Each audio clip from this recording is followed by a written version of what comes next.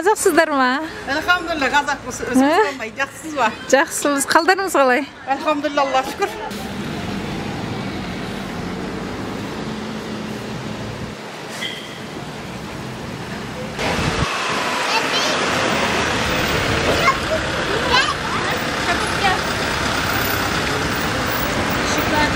Аға, о жерде жем салып жатсыз ба? Қандай жем салып жатсыз? Buranda bal, incir, zeytin. Buram incir koy.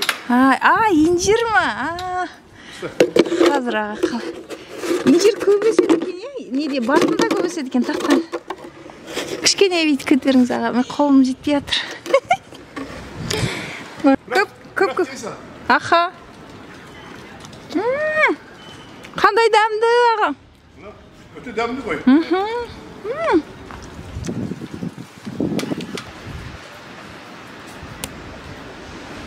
Қалыңыз қалай?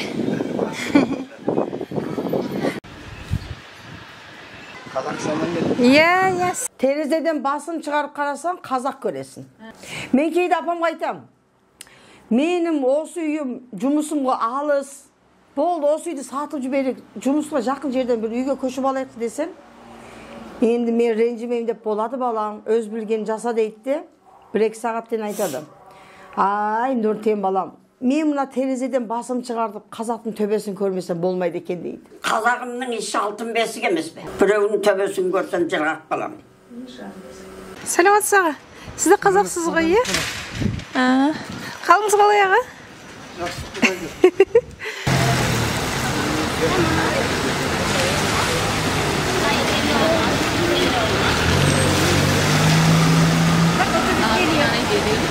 Менің атым Зылиха.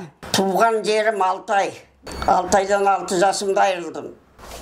Алтайдан көшіп кеп бір ауыл Баркөлге келдік. Баркөлге келіп 3 жыл қалдық. 9 жасымда 38 жылы Баркөлден үріктік. Сәлеметсіздер. Қазақ бала ғой, иә бұла? Түрінен көрініп тұр. Сәлем достар, мен бүгін Стамбулдамын. Стамбулдың ішіндегі тек қана қазақтар тұратын қазақ кент ауданындамын. Бұл аудан бір кездері бір 5 үймен қазақтың ең алғаш келіп орналасқан жері, ол кездері мынандай көп қабатты үйлер де жоқ, ештеңе де жоқ. Яғни ең алғаш қазақтар Стамбулға келіп орналасқан кезде шет жағынан өздеріне ыңғайлы арнайы осы жерлерді сатып алған екен.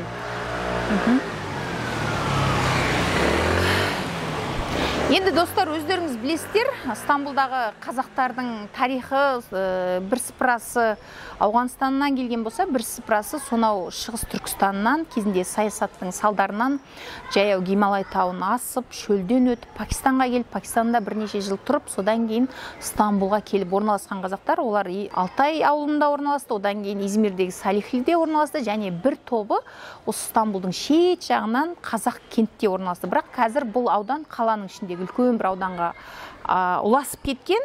Ал менің Стамбулға келудегі себебім TikTokта 102-ге келген Зылиха апамыз, яғни осы көшті көрген соңғы адам деп те айтуға болады. Өйткені көшті көрген адамдардың көбісі өмірден өтті. Зылиха апамыз 102-де болса да сол көштің тарихын кенже қызы Нұртан абламызбен бірге TikTokта барлық қазаққа айтып жариялап отырған. Мен соны көргеннен кейін осы Стамбулға арнайы келіп, апамды түсіргім келді, арманым болды.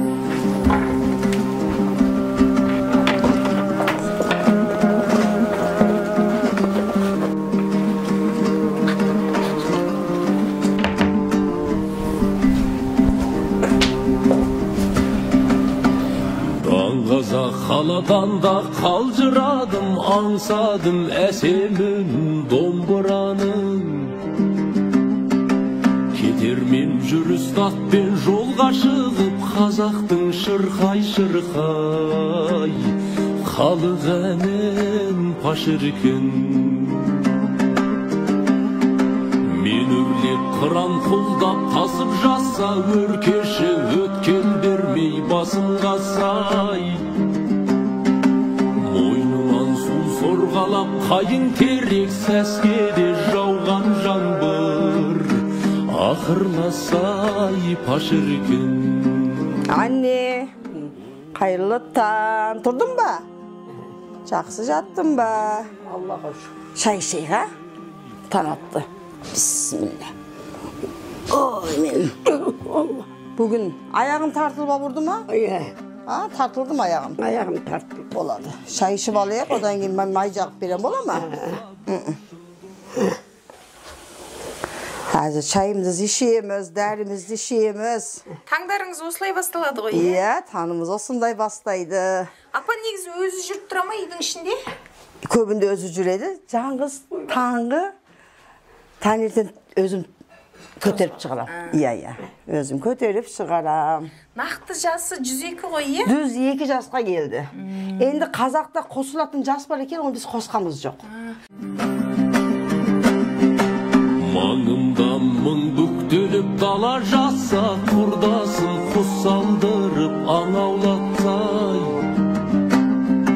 Сапырып сарқымызын замандасым, ауылды дүрліктірсек, таң атқанша паш еркін. Мен апам өте таза. Тазалықты жақсы көреді менің апам. Апам тазалығына біз жетпейміз. Ай, машалла. Ас болсын, anne, şifa болсын. Amin. Amin. Aynen. Size çok ağzında benim apam sorun dedi annem. Buna balalarım gibi zırkap zaten. Senleri görüp kulağınıp kalkam. Kelin balamdı gördün, nelereni gördün. Çöbereni gördün. Kerim bala, bir adamlar bilmeydi. Kerim bala sırttan gelgen deydiler. Niye? Sırttan gelgen emez, özümün içinden çıkan. Ben kelimlerimi gözlerimde görürüm. Dürüst. Oğan biz Özel şahit. el balalarımda Oğan görürüm. biz şahit biz. Apam hiç ayrım kılmaydı. Менің атым Зейнеп, ұруым Жантекей. İstanbul қаласында тудым 1959 жылында. 3 әйел баласы бар. 4 еркек баласы қайтыс болған. Енді жаңғыз бір бауырым бар, кенже бауырым. Сол 3 қыз бір ұл. Немере чөбередер бар ғой енді. Қыздан туған, ұлдан туған. Немере чөбере чемчек деп. Жалпы сол қайтыс болған балалармен барлығы сонда 10 шақты баласы болып тұр ғой, иә? 9 бала. 9 бала.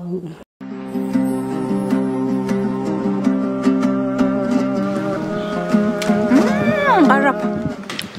Біз қазір қазақтар тұратын Гүйнешлі ауданына келдік. İşte bar gördük biz. Kazakız, kerey kazak. Керей қазақтар. Ya.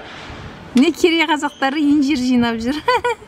Қазақтардың ауданы. Біз жаңа мешітке кіргенбіз. Мешітте де қазақ апалар, қазақ ағалар жүр. Маған тағы біреуін алып келді аға.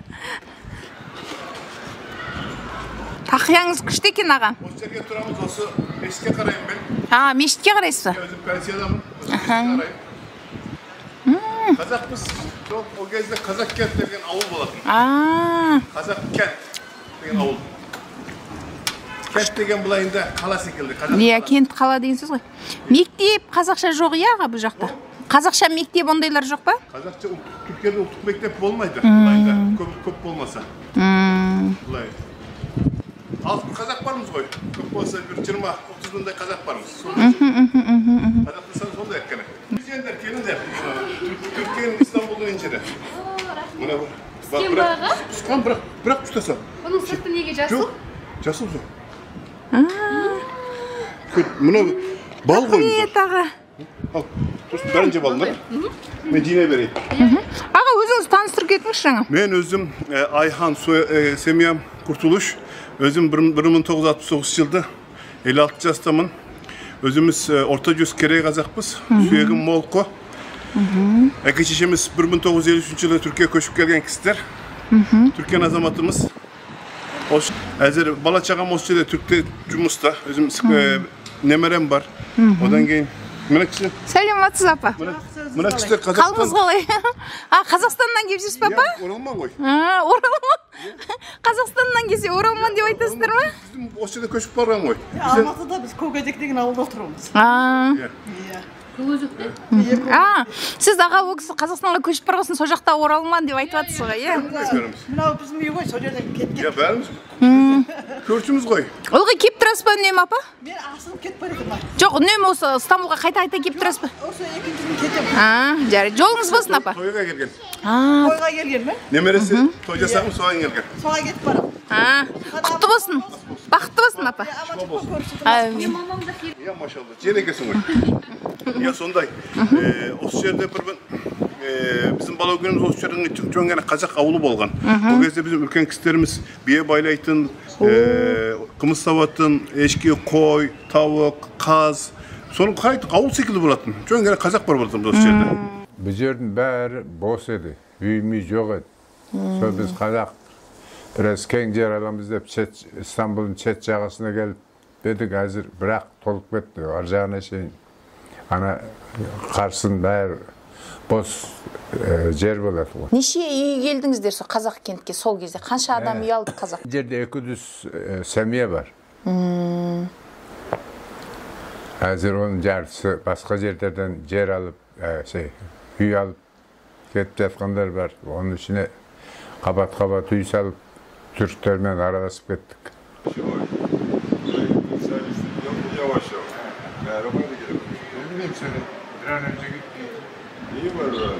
Үш көше бар, үш көшеде сол қазақтар жер алып, одан бір-бір үйдің орнында бөліп алып, ақшасын өтіп, оны кейін оны бір кооперативке беріп, сол үй салғызып алғанбыз. Енді оның бәрін үлкен әкелеріміз, аталарымыз бәрі өздері жөндескен. Оның кейін ол кісілер енді көбі қайтыс болды.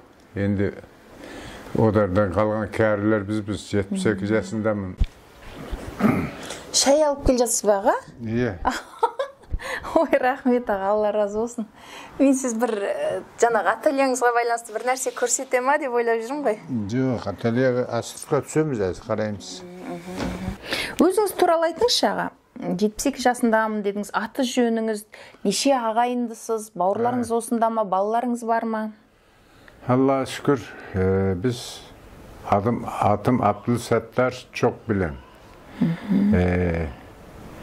Әке шешем бар еді, олар қайтыс болды. Одан кейін Салилде бір Esen, Жадық Esen деген кісінің қызын алып, сонымен сәмия құрып.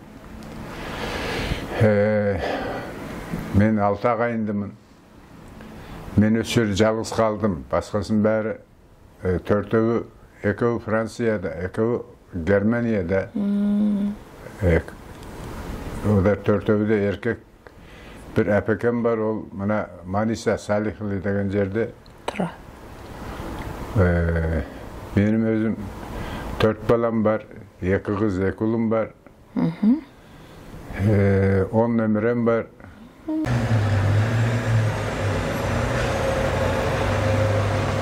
Türkiye'de Kazakların köbü sırtqa çıkıp gitti. Avrupa'ga. Avrupa köp kişi çıktı o vakitler Cumus arkalı. Siz Fransa'dan gelip oturun dediniz ya? Қазір Парижде 1981'den beri барған 1500'dey қазақ болдық отауыменен, бала-шағаменен. Бір жақта отырамыз ya. Белгілі бір районда тұрасыздар ма? Жоқ, бір районда Париждің жанында отырамыз. Париж үлкен. Қазақ ауылы деген жоқ, Жоқ. Жоқ, қазақтың жері бар. Жері бар? Ауылы жоқты жері бар. Sizin barasının apaylarınız, Zilik apayımız, Düzde Askan apayımız. O kişi de bir tane de körgen kişi. O kişi de bizge apay boladı, bizim Molko. Onun kişinin sürekli. Aytıyor bizge Osman Batır'da Nurku'da de baytatlar Molko'ga. Bizim Batır atamız Osman Batır. Иә. Sol Aytıyor. Ал жақсы рахмет. Hoş geldinizler. Aytıyor, aman jönünüzler. Өте қуаныштымыз аға. Afiyet olsun. Иә, аман болыңыздар. Al жақсы. Сау болыңыздар. Жақсы, рахмет аға. Аха, жүре бер, қазір келе жатырмын Мәсиме.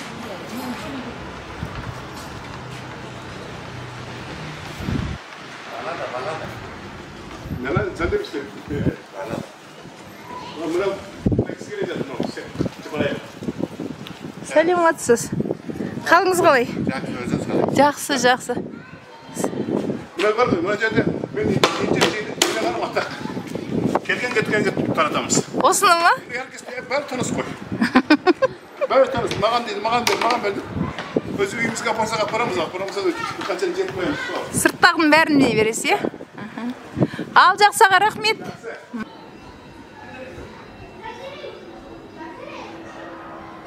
Құладың? Атың кім? Атың кім?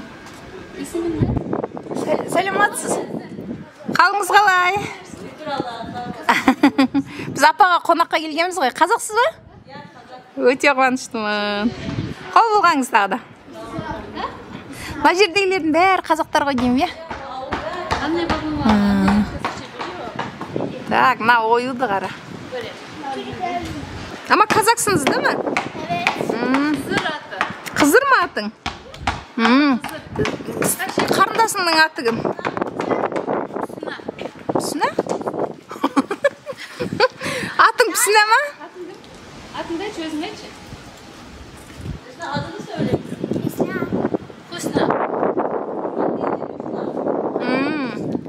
Tamam püsüne. Senin kardeşin mi? Kardeşim. Ablam Kazakça bilmiyoruz diyor ama. Kazakça ilerli bak. Görüyor musun? Tamam ablacığım. Пока. Bay bay. Bay bay. Amin. Айтқаныңыз келсін апы. Сәлематсыздар. Сәлематсыздар. Қазақстаннан келдік. Апа неге жылап отырсыз? Апа қалыңыз қалай? Қалайсыз? Жақсы келдік. Неге жылап отырсыз апа? Неге жылап отырсыз? Bizler Kur'an okuyup balasına söz aytıp oturumuz da sonra evlerden ketти. Sonra bala sağa ötkönler esler Biz Recep'in eski mahallenin aklıma gelir. mahallenin balalarımız. O şimdi hazır Avrupa'damız. Денсаулығыңыз қалай апа? Allah'a şükür. Қуаныштымыз сізді көргенімізге аман есен. إنا جعلنا في أعناقهم أغلالا فهي إلى الأذقان فهم مقمحون. Çay ne kaynatmışsın? Yok, biz tırnaktırmadık, rahmet, konuştuk, sağ olun. Aysıskır emez. Ya айтыскер, Асем ереже қызы. Ben geçe karagam sana. Асемнің айтысын ба? Айтысын көріп пе едіңіз? Айтыс көретін білініп тұр. Ben de geçe geldim ben Kazakistan'dan. Сіз Қазақстанда тұрасыз ба? Yok, ben Paris'te duruyorum da. Agaytuğuz'da Қай жаққа бардыңыз? olası çapçan kadırdık. Қазақстанда. Almatı'ya varmıştık, Almatı'dan arkaday Astana'ya vardım, Çimkent'e vardım. Türkistan, oradan arkaday Kızılordu. Barcağım bıraktık geldik. Бірнеше жерге барыпсыз? Öyle biz, tamamlamak koyarız. Дұрыс. Kargama önünde bir seni çayına kızım. Bir zevmen girgende ne götürüp bir saçma çay içmesin de. Böyle kırık çıkmışımız hem de. Ya bu apamız olsa oldu ne? En ülken apamızlık hazır. Allah ülken Jasper'de düzekке gelip otur. Endi hazır o kişiga amandasayık dep gelip oturmuz. Men özüm de bu kişilerden köy balasın. İsminiz? Benim ismim Murat Dinç. Bu kişinin kayınının kızını alıp oturum. Düzekке gelse de bizge bala gezine bolgan bütün vakikalarının bärini aytıp oturat. Bu kişiler kitap emes, жаңлыс көрülgen tarih koy. Апам көшпен бірге келді ғой, е? Ya köşpen birge geldi bu kişi. Barköl'den ürkönde 9 yaşımdamın. 6 yaşımda ayrıldım dedim koy. 9 yaşımda Asavtay'da, üretip Asavtay'dan kulağıma oynap жүрgende Barköl'den ürktük. En aldığım göçpesi, ürkön göç. 38. yılı. Çınkay degen çarısı Dakaba dolançan deyirken dolançanға barıp 2 yıl kaldık. 2 yıldan keyin kaytaylanıp elimizde, yerimizde tavuk alamız dep 41. yılı Pakistan'a geldik. Takamakanın çölünden öttük. Elmeliye'nin tavuğundan astık. Takamarkanın çölünde sulup zeytin çöp yok, şetli su yok. 3 gün deme, 4 gün deme zor öttük. Ayda yürgen mal var çurkuratıp. 1953'te Türkiye'ye gelip durduk. Әкелерimiz, atalarımız Шығыс Түркістаннан Қытай жағынан көшіп, Ималия тауға келгенде, ана таудың басында оксижен жоқ, көп адам шейіт болып кетті. Сіп, сол кезде мұз, жер, мұз, тас, қоятын жер жоқ. Тастардың арасында тыстап кете берді. Олардың бәрі шейіт қой. Я біз Корей қазақ ішінде Қарақаспыз. Я, әкемнің аты Нұрғазы, шешемнің аты Әлімхан. Әке шешеміз осы жерде ғой, одан туған жерлері Баркөл. Иә, аты жөнін толық айтыңызшы. Әкемнің аты Мажын деген кісі, Мажын тауында туыпты, Баркөлде. Шешемнің аты Минай деген кісі, өзі. Бұл айында шешем қазақ атақты болған Зуха Батырдың немересі болады. Атамыз Зуха Батырына қаштамыз. Одан кейін бұл айында біз одар ителерге жиен боламыз. Қытай жерінен сол шыққаны 38 жыл екен. Содан қашып бері қарай Пәкістанға келіп, Пәкістанда бір 10 жыл тұрған екен. Аты жөні кім ата анаңыздың? Әкемнің аты Мұхаммеди Жүқай, шешемнің аты Күлпәрән. Екеуі де қазға барып кеп, екеуі де қайтыс болды. Рулары кім еді аға? Қарақас болады ол. Қытайдың жаңағы Шығыс Түркістанның қай жерінде мекендеп тұрды ол кісілер? Ол кісілер Алтай, Баркөл, Құмыл деген жерлерде тұрыпты. Бер жағында Көктоғайда орындаласып, содан бері Чонжыдан айланып, ең соң Чонжыдан бері қарай қашыпты.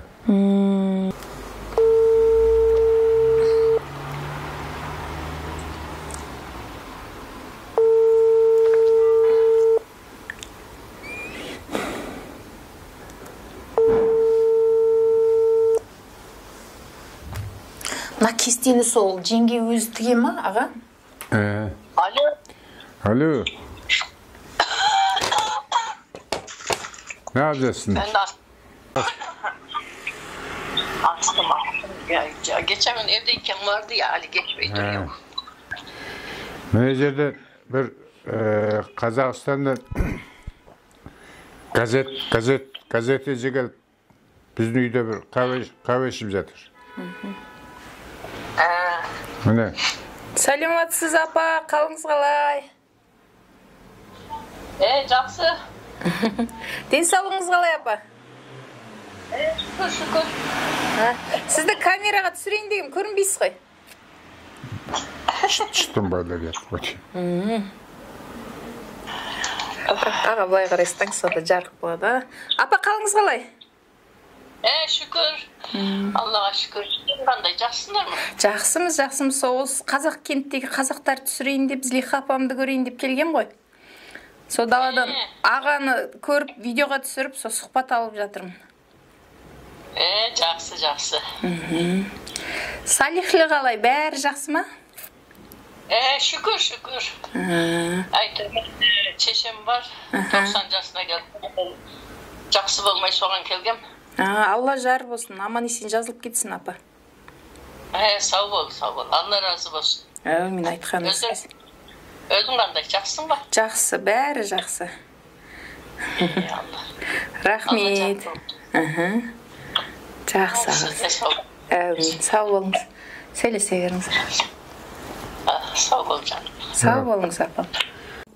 Алғаш Баркөлден шыққан уақытта айтударына қарағанда 20 мың кісі, 18 мың кісімене шығыпты. Енді сон Пакистанға келіп, Пакистандан Түркиеге келгенде 1800 кісіменен келіпті Түркия 53 жылында. Сол жолды өтіпті, Пакистанды өтіпті өткен кісідер ие. 18 мың, 20 мың кісіден Түркиеге келген 1800 кісі.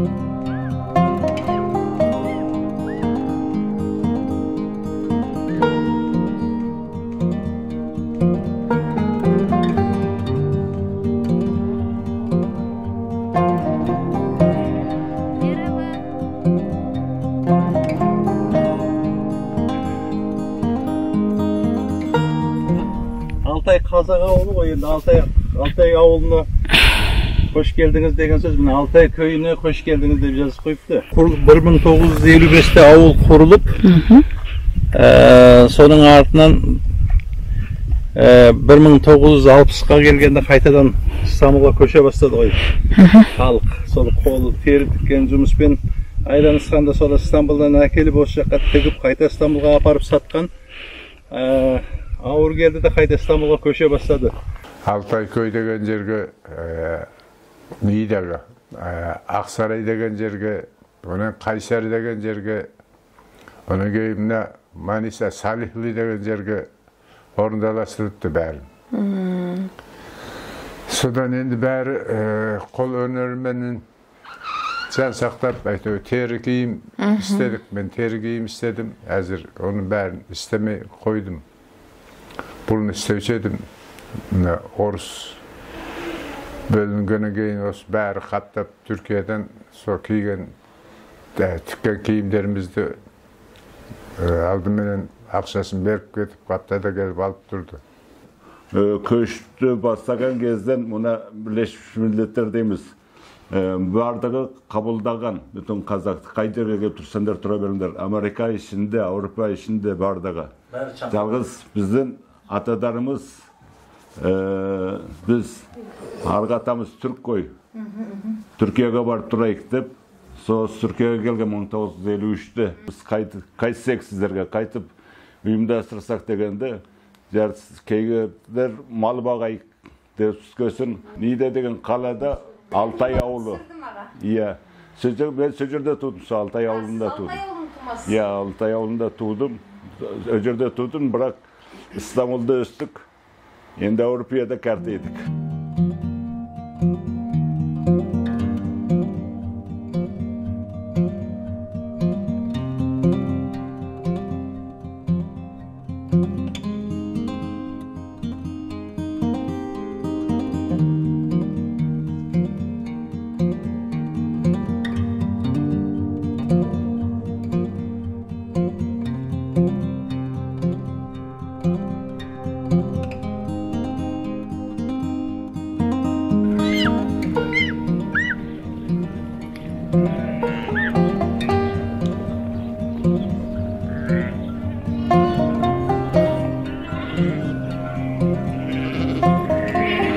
Merhaba.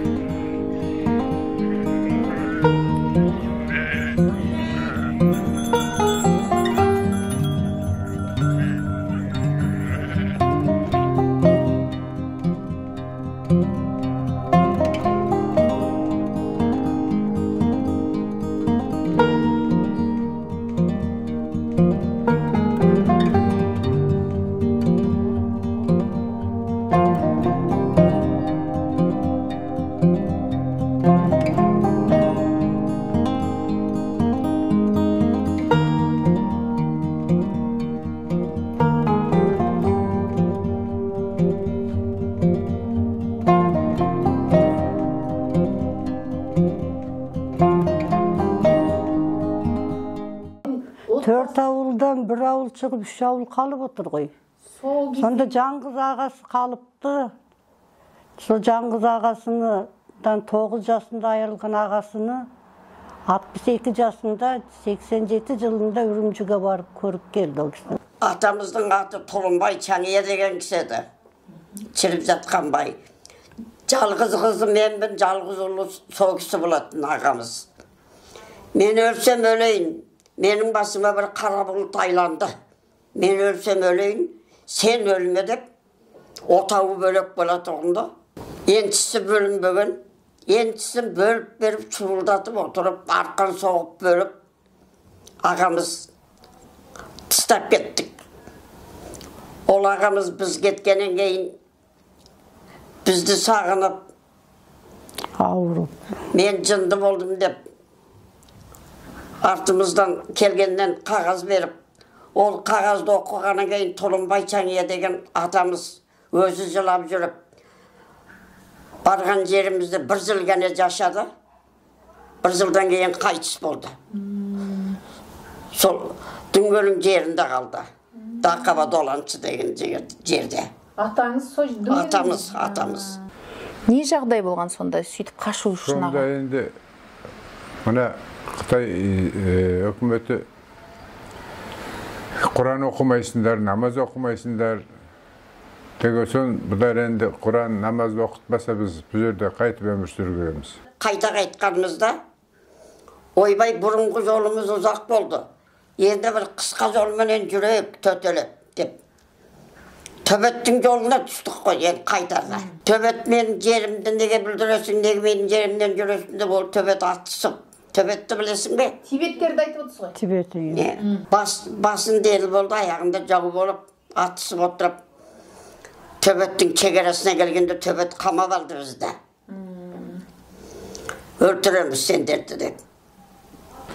Осы Пакистанға келсе, Пакистан жолды бөгіп кіргізбетті. Бұлар Қытай қаптап келе жатыр деп. Пакистанның ұлығына хабар беріп, білдіртпей астыртын. Ой, маған келе жатқан мұсылман менің адамым одар. Сен не өлтіресің деп. Дұрыс жүрі әскер барабасын чектіріп, әскер қоя беріп, алдымыздан бір көшке бір әскер жетектеп отырып Пакистанның чарысына кеп кіргізді бізді. Ona кейін әзі үлкен кісілердің біреуінің қалтасын тенсе Құран шығыпты. Ол мұрадар мұсылман екенде көшен ана жаққа бастық қайтып, оны бізді қабыл алыпты Пакистан. О жерде кешім зор ғой. Шабыстан келген адамдар. О жерде бір 10 жыл тұрыпты. Бұл жерде 13 жыл қалдық. Енді біз бір қар жауатын жер болса, Пакистан ыстық қой. 41 жыл келген жылы сарсүзек деген дерт келіп қазағымыздың жартысы өлді. Ойбай біз ыстықтан қырылып жатырмыз десек, ыстықтан қырылмаппыз. Сол сарсүзек деген дерт келіп сонан қырылыппыз. Ал енді өліп қалғанымыз қанша жыл ыстыққа қамалдық. Енді бір салқын жер тауып алайық. Түркияға мұражат етіп 1953-те Түркия қабыл етіп Türkiye'nin toprağına geldik. Allah'a emanet olun. Жақсыға сау болыңыздар, жолдарыңыз болсын. Сау болыңдар, қарғам, сау болыңдар. Сау болыңыздар. Аман болыңыздар. Көп рахмет. Парижге келсек сіздер тау Көп рахмет. Қайда жүрсеңдер аман жүріңдер, қарғадар. Дұғадан. Sağ olun. Cumartesi erten, Sembе günü getiririz. Üstü. Cumartesi günü. Ya, üstü şartımı demiş. Aman oturmuşlar. Yerге сәлем айтыңыз. Sağ olun. Allah razı olsun. Sağ olun.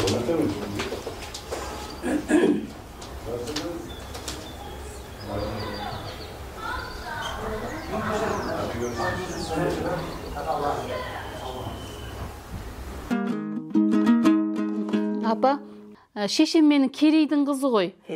Қожа келді Керейдің қызы.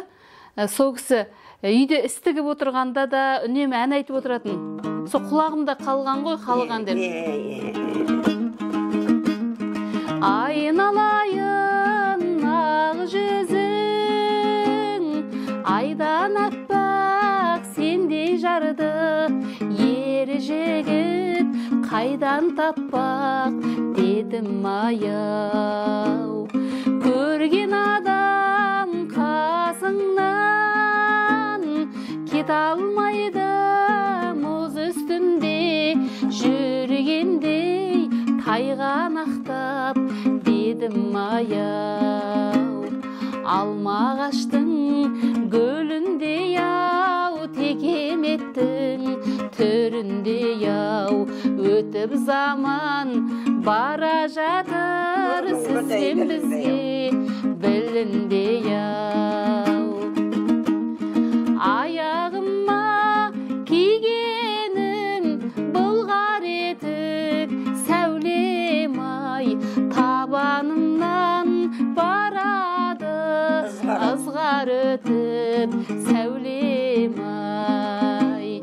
Жақсы болсаң келерсің судан өтіп сәулем ай, жаман болсаң қаларсың суға кетіп сәулем ай.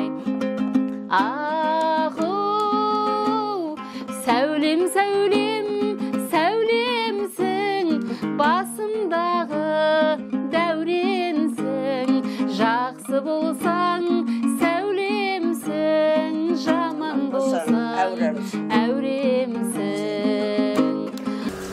Mesela mına karşıda benim ağam var. Karşı жақта тұра ма? Көршіміз. Мына отырғандан барлығы менің нағаш жағым. Молқы. Bizlerle oturup çayın koyup kelin eski zamanda. Bұрын кезде ма? Kelin törge çıkmaydı, atanenin tösöğünün aldın basmaydı, kesörtmeydi. Atane çay içip oturganda çayın kuyup oturardı. Endi çay biteyin dep kalganda atası çay üstüne üşüp törge alıp bir selameti bap, onu bir çınağa koyup bap, kaydıran çınını doldurup bitip ekip verir. Қазір бірақ сол дәстүр жоқ қой апа, көбінде сақталмады ғой. Бұлай. Енді оның бәрі кетті ғой. Сәлима жеңгем. Енді біз жеңге деп айтамыз, бір жағы менің кіндік апам ғой. Осы жыл қайтыс болып кетті ол жеңгеміз. Ол кісінің сүйегі ителі мына кімдің? Зайып Тайшы? Зуңқа Батырдың немересі болады, ителі. Біздің үйдің төріне шыққан жоқ, шықпайды. Шыққан келіндерге де айтады. Салт дәстүрінді біліндер. Бұл үлкен үй, бұл атамыздың үйі. Деп, есіктен кіргенде апамға сәлем берді. Шыққан жердер көргілі, шыққан жердер тәрбиялы ғой.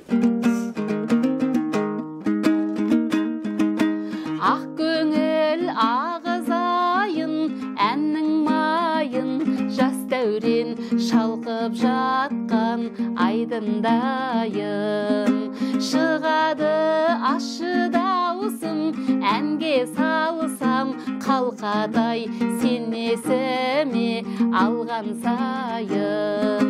Ахау гүлдер айым, күн мен айым, ұшарға қанатым жоқ, неғылайым. Шапалақ. Апа мәзу.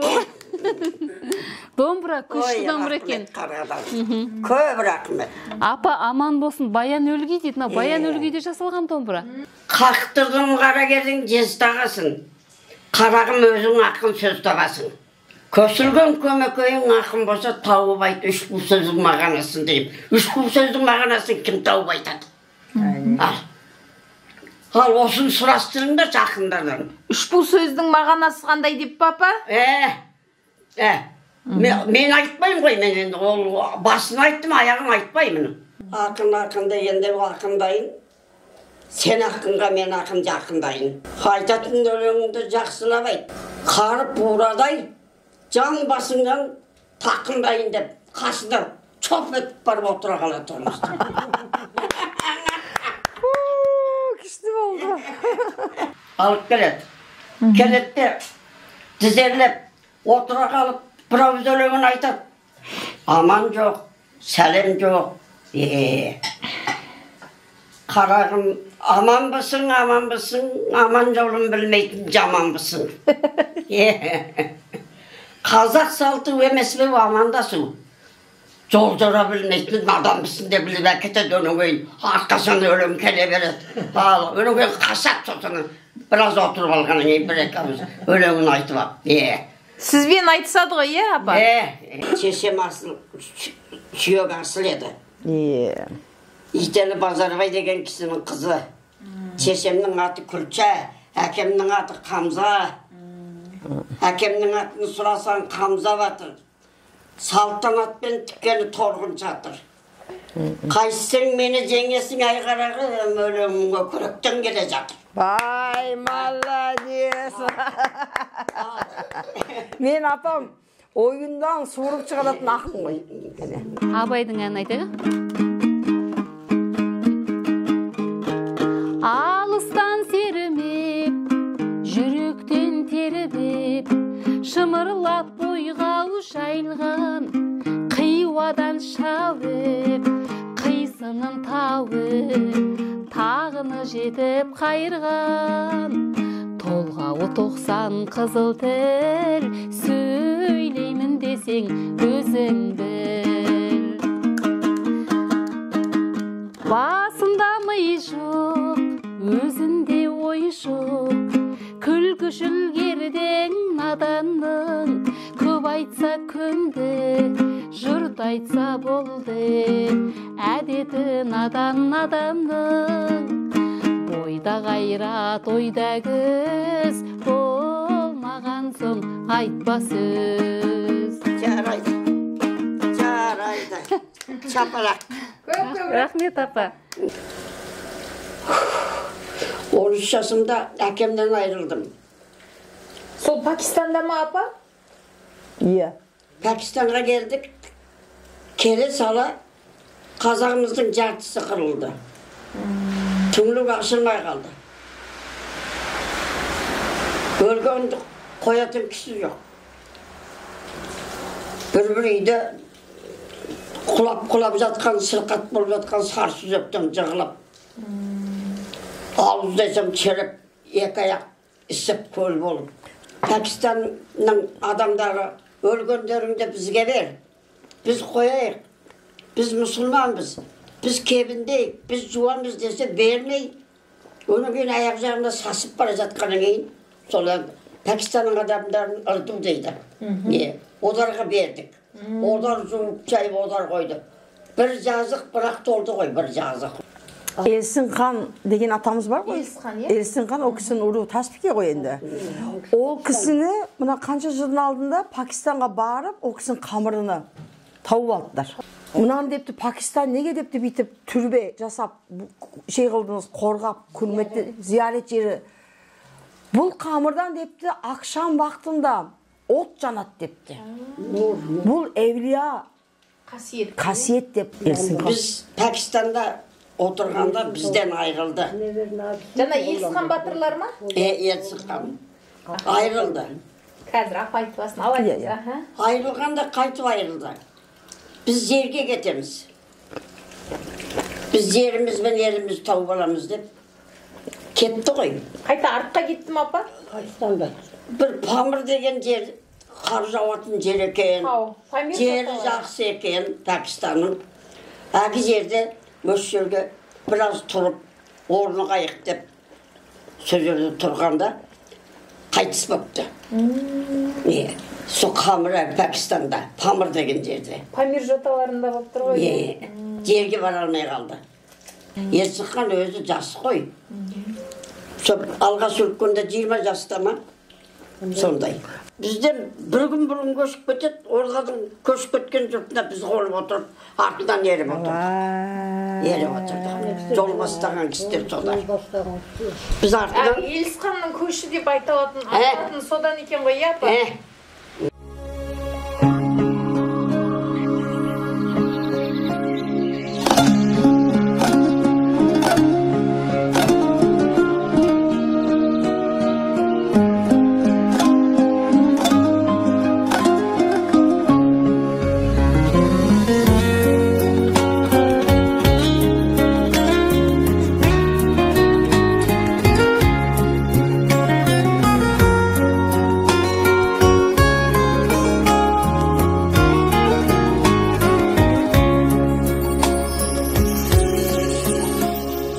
Ұқсайсың менен бір туғанға,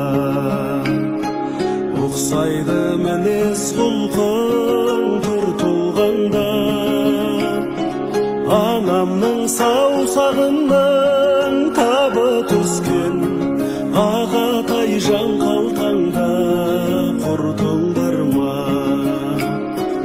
Анамның саусағының табы түскен, ағатай жан қалтаңда құртың бар ма? Алтайдың қызыл ірімшігін жіберіңдер дейім.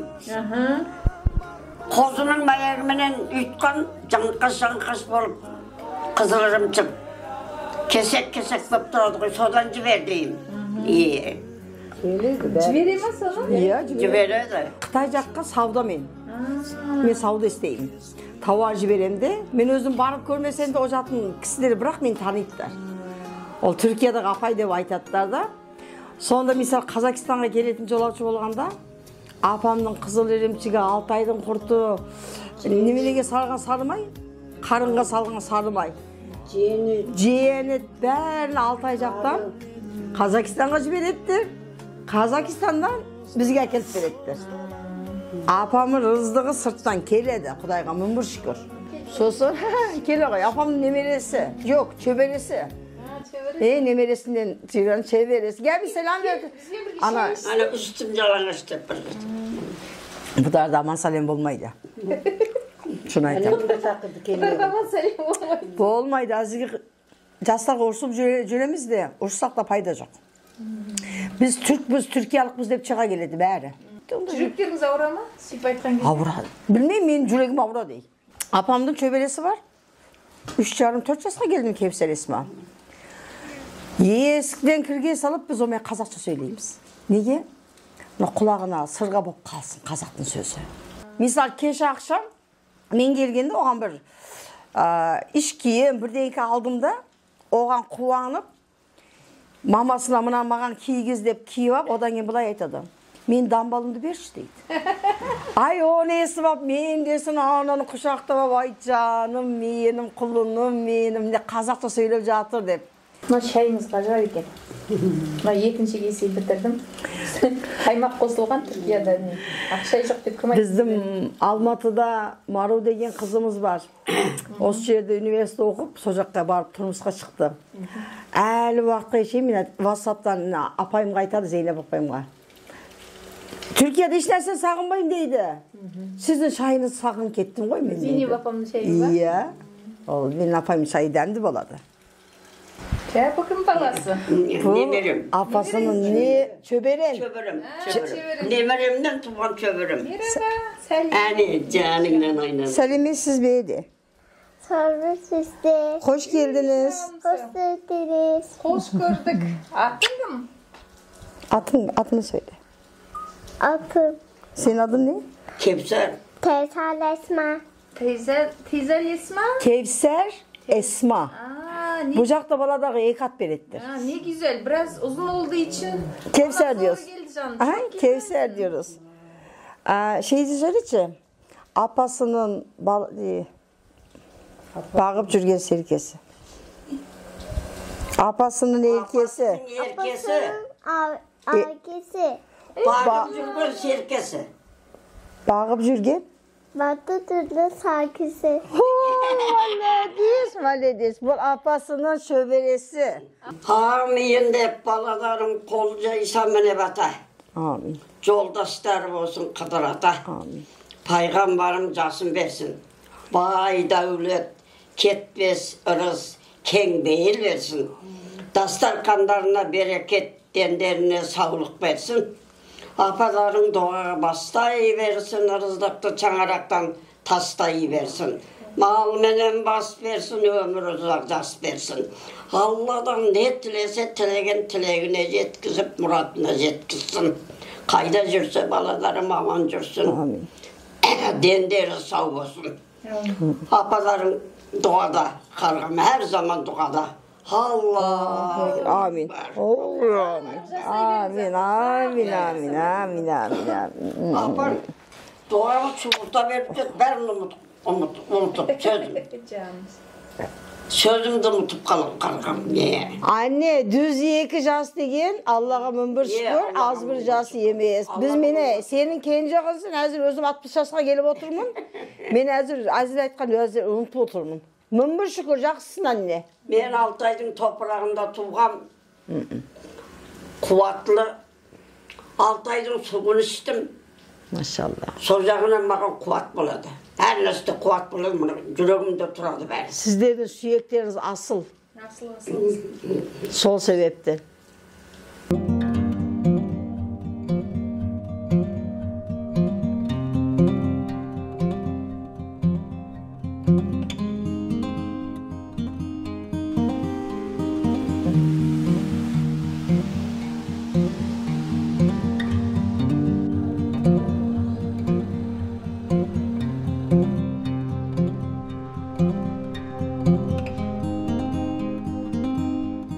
Özgür ketimde odan keyin men bir sılta tuğam boldu men kelenmeyim keyin bulay bu. Oy ablam hani esneni koyun da.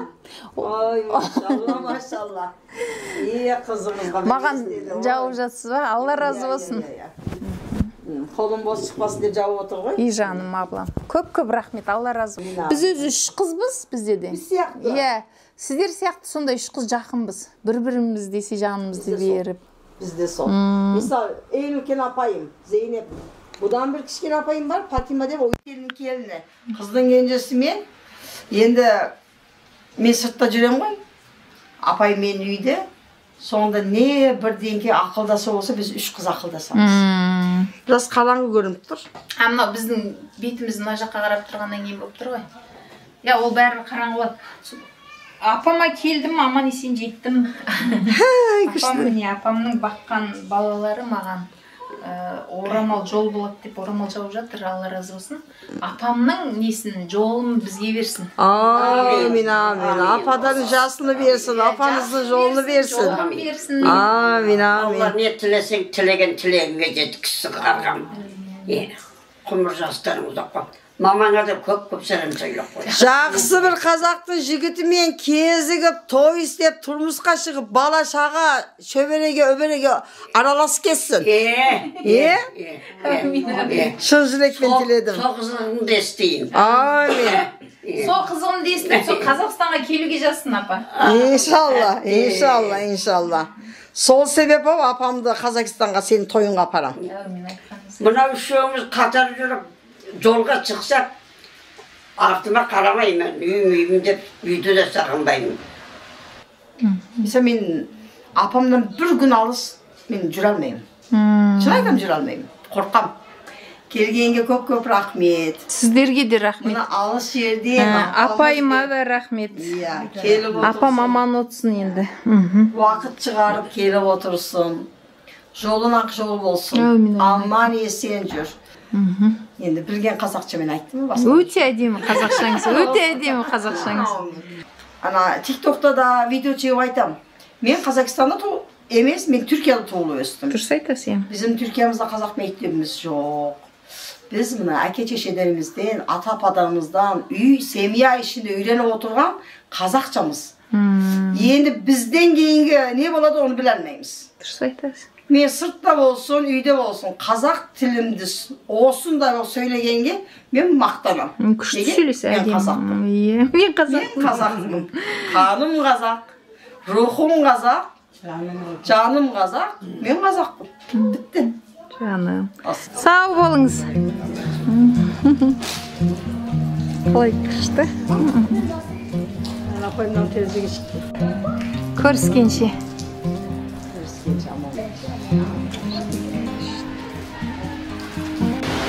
Bu балалар ма? Аттарың кім? Жазда демалысқа Қазақстанға барады. Анау ағасы, анау қарындасы. Қашып кетті. Келді мен ағамдың немересі. Пока қол бұлға. Әне.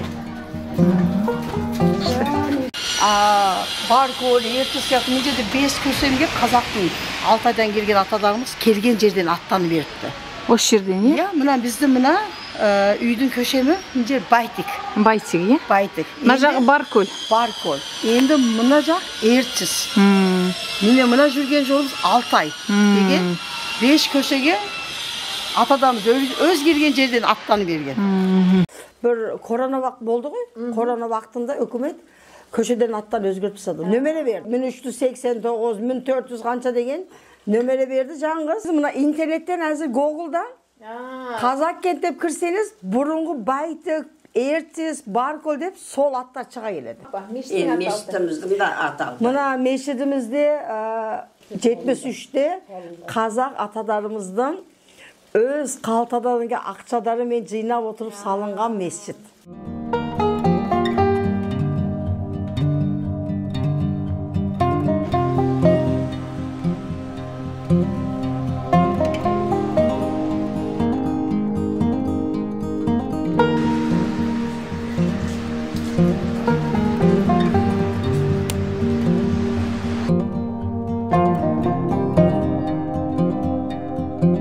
Хабар беріңіз, өзім күтіп алам.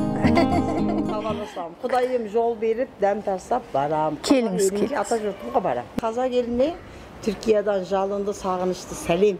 Әумин, әумин. Аман болыңдар. Әумин, айтқаныңыз. Сіздер де аман болыңыздар. Қазақ кент ауылы, енді кезінде ауыл, бірақ қазір қаланың Стамбулдың ең үлкен бір ауданы, Қазақ кентте қазақтарымыз аман болсын әрқашан. Амин.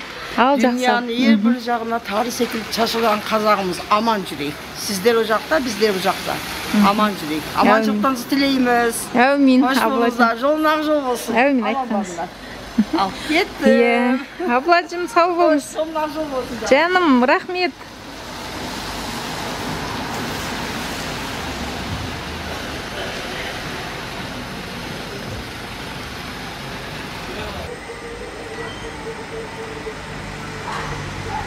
Benim atım Bine. Nayman Kumarkan'ın kızı. О, Найман. Мен де Найманмын. Аула. Есімім Серікгүл болады. Сіздер қайдан келе жатсыздар?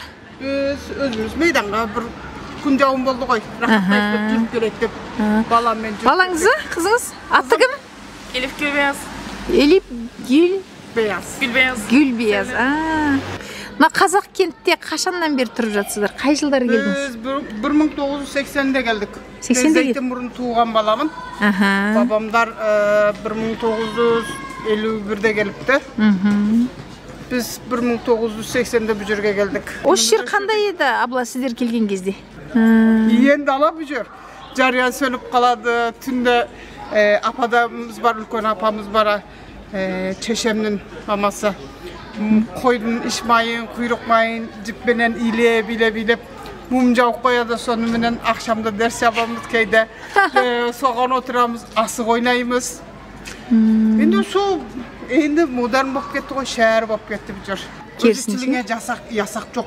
Öz tilingde söyley veresin. Ama okulda aytpa, uyumda ayta ver. Çarvanda özümden söylesetin tilmaşın var bolsa, çarvаңды айта бер, оған ештеңе демейді. Ama оқуға барғанда түрк тілini үйренесің. Мына жерде бір Білгеу деген жеріміз бар. Bu жерде қазақша тіл дерсі біледік. Қазақстан қазынадан келген бір үйретменіміз бар, Жылдыз деген.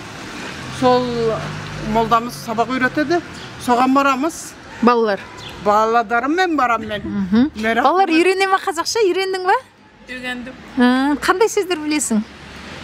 Білемін. Жақсыңыз, қандайсыңыз? Шанысың. Қазақстанға бардың ба? Жоқ, барғамыз жоқ. Кетмедім. Кирилл әліппесін қайтып үйренеді екенбіз, жазады екенбіз деп 3 жыл болды. Қыста осы жерде Жұлдыз деген үйретменіміз бар, соны сабаққа барамыз. Биыл тағы қашан бастайды екен деп соны күтіп жүрсіздер ба? Соны күтіп жүрміз. Ата бабаңыз Шығыс Түркістаннан келді? Түркістаннан келген. Әкем әуелі туғанда Бәйтік таудың етегінде туыпты. Мына көшенің аты Бәйтік, е? Бәйтік, сол әкем үйде сол жерде Бәйтік. Ана таудың етегінде туып, сонда көшке салып, түйемен артып алып кеткен кісілер екен. Атасының қолында өскен кісі екен. Соғал бұл енді Пакистанға келгенде жолда атасы өліп қапты, әкесі өліп қапты. Онан Түркке келіп, bu жерге келіп, қатын баласы өліп қапты. Мен жерге келгенде мен шешемді алыпты. Сіз екінші үйленген анаңыздан туған, бірінші әйелі мен балалар ол Пакистанда өліп па? Сол жерде Пакистанда өліп қайтыс болыпты олар. Неден қайтыс болыпты? Әйелі, сонысын анық білмейміз. Кетіп жасаңыз жолыңыз ашық болсын. Мен айтқаныңыз келсін. Güzelim. Görüşürüz. Айтам, аблacığım.